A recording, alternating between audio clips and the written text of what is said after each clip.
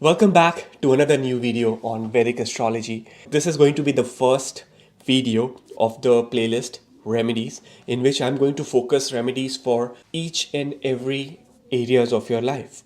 Like remedies can be remedies for the planets, remedies can be for Nakshatra. In this playlist, you're going to find remedies for houses, remedies for specific areas which you are kind of struggling in your life.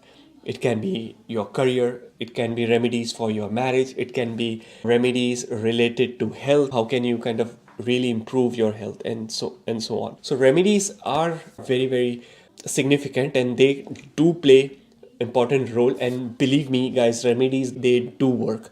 If you do the right remedy for the right planet, for the right nakshatra at the right time with full intention, I mean a good intention in your life, definitely they will be working in your life, and your answers, all your prayers to the universe would be certainly be answered. So my name is Gautam, I'm the host for this channel, and let's start with this video. Firstly, my point of belief with regards to remedies might be very much different than what there is the traditional remedies which you might be already knowing. Remedies could be scientific.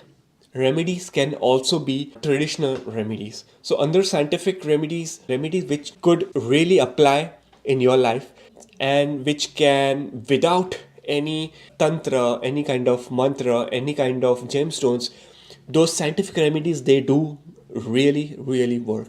So there could be scientific remedies and there could be traditional remedies, which certainly has a lot of things in it.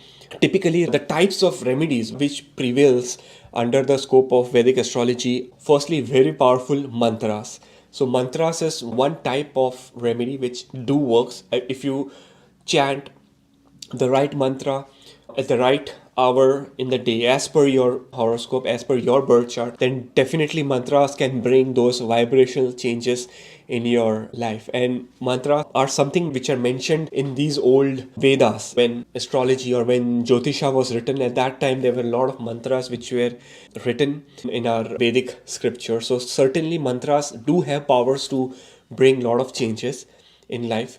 Then there are other categories of remedies, which is gemstones. This is now very famous in this era. Gemstones is something which is very famous, and they do have a lot of myths involved. Like for me, I would never consider gemstones as a good scientific remedy. Like for example, if some client or someone asked me that, hey, I need to find a job, like I'm not getting a job, please suggest me some gemstone by wearing which I can get a job. Or if someone asks me that, hey, I want to become a millionaire, please suggest me a gemstone by which I can become financially free, or I can get a lot of money. Answer would always be no. These are all unscientific things. By wearing a gemstone, you won't get rich. In fact, you will lose money in buying those very expensive gemstones. So if your astrologer really pushes you to buy this gemstone, or to they really kind of convince you to that you need to have this gemstone, otherwise your work will not be done, then that would not be a very scientific approach. Because my belief for gemstone is different. They do work in terms of health related things. I have experienced that gemstones, they do work for health, for raising your energy levels, but not for getting married or getting some money, or getting a job. Those things, for those things, gemstones will kind of never work.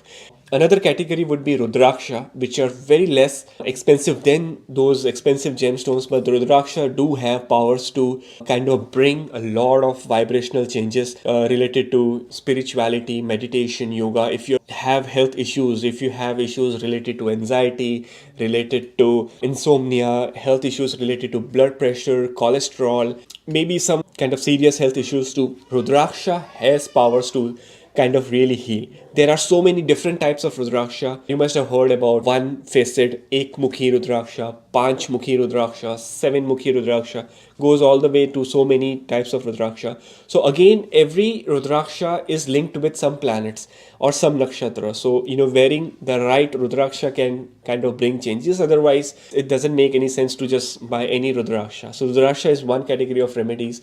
Now, mantra, gemstone, Rudraksha, there are many more, like Yantra or Tantras.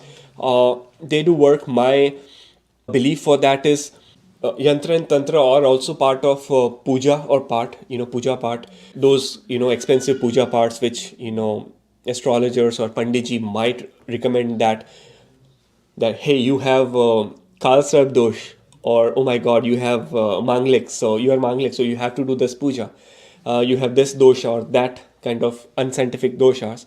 You have to do this, get this puja done, otherwise your life always will remain in a mess. My dear friends, those are unscientific things. They will never work if you get into those kind of pujas. You will just end up wasting money and not very much helpful in overall life. More remedies would be related to donations, like specific, like if planets are weak or strong, based on that, if planets are exalted or debilitated in what nakshatra, based on that, if you do specific donations like annadan or annadanam, that could really help a lot of people and also would be a very good karma. So remedies should be somewhere connected with your good deeds, your good karma. It should be kind of very much helpful for your community, your society where you live in this world. That's where the scientific remedy kind of works, that any remedy which can really help people on this planet Earth and indirectly which can help you can be the best kind of remedy. This was all about this playlist is going to be very interesting because I'm going to focus on specific remedies for planet Sun, for planet Moon, for planet Mars, Jupiter, Rahu, Ketu. What are the things which can really do?